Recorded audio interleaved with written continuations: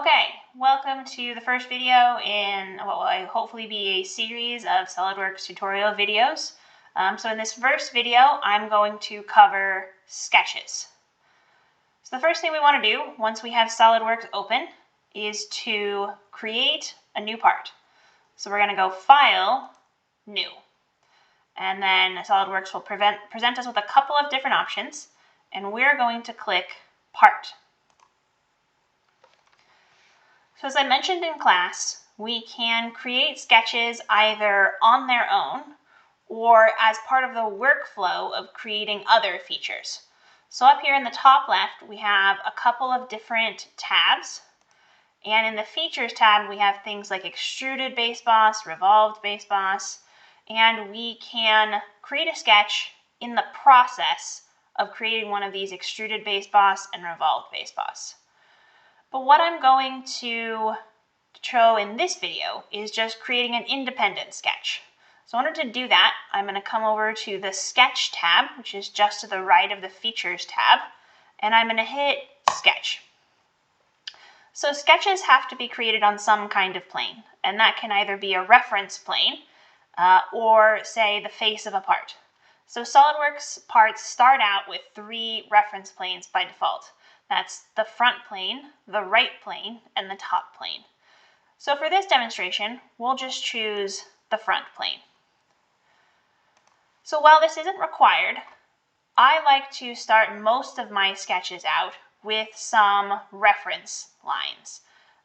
So what I'm going to do here is I'm just going to roughly align my cursor with the center, and note that SolidWorks creates this dotted line. And I'm going to drag it down, and I'm going to look for SolidWorks to highlight that center, and then I'm going to stop it. So what this shows is SolidWorks has created an auto constraint. So if I take this line and I pull it around, even if I try to pull it to the side, it doesn't move because SolidWorks has automatically added a relation making this point and this line coincident. So to tell SolidWorks I want this to be a reference line and not part of the actual geometry, I'm going to right-click on the line and then hit this Solid to Dash tool.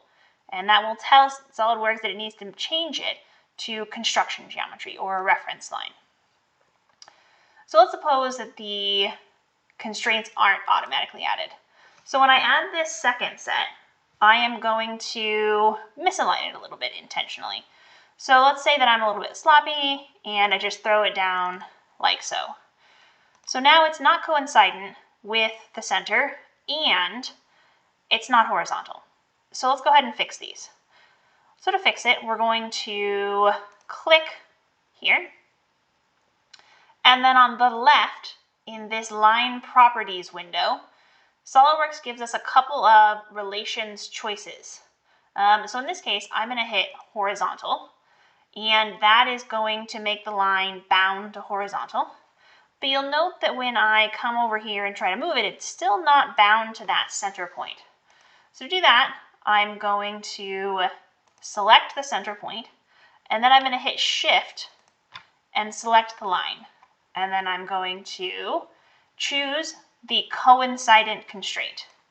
And now, note that SolidWorks has changed the line color to black. And when I try to move it off this center point, I can't. So now I can go ahead and change this to construction geometry by right-clicking and then selecting this icon here.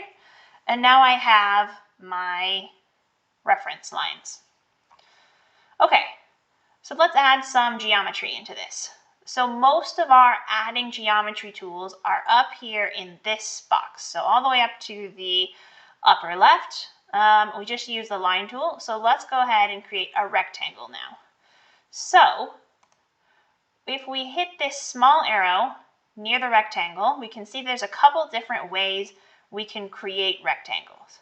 For the moment, let's use the center rectangle. So I'm going to select this center line here and just draw out to some size. So when you draw things, they have an associated dimension with them, but it's not a hard constraint. It's just a length.